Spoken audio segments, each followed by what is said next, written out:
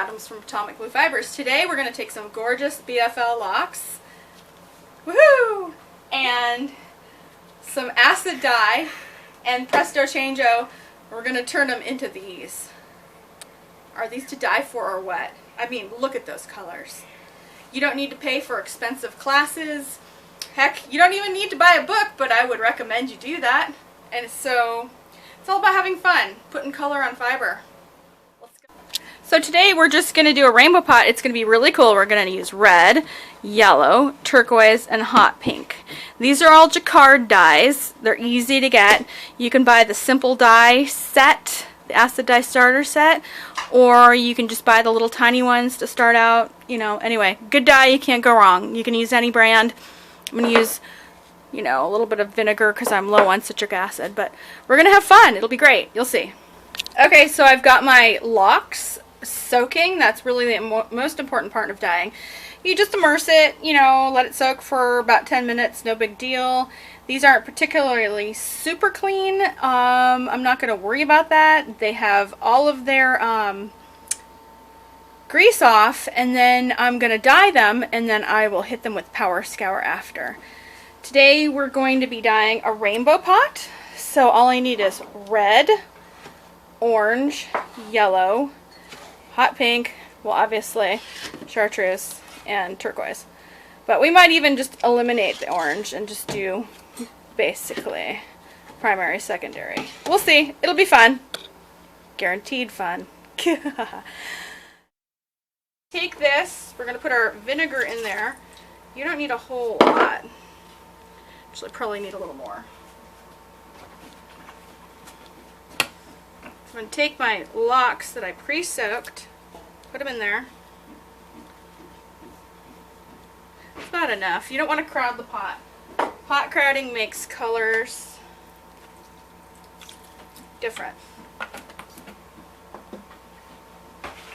as it soaks them up colors differently. Okay, I think we've got a good distribution of vinegar. Okay, I'm going to shake up my red. This is really easy. You just don't put too much dye in. We got red. There's that yellow I just mixed. We're going to put yellow. A lot of people cheap out on dyes. I don't. I like to put a lot of dye into a pot and then think about what's going down in the middle. Alright.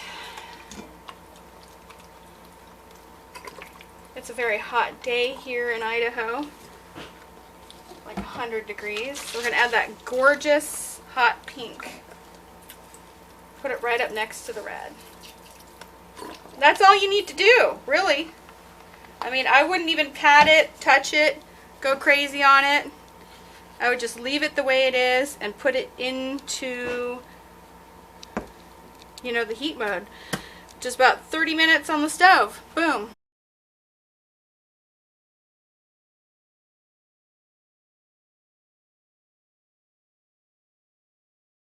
Here we are on the stove. I'm going to heat this up at a medium-high level and let it set for 30 minutes. Look at those rainbows already starting.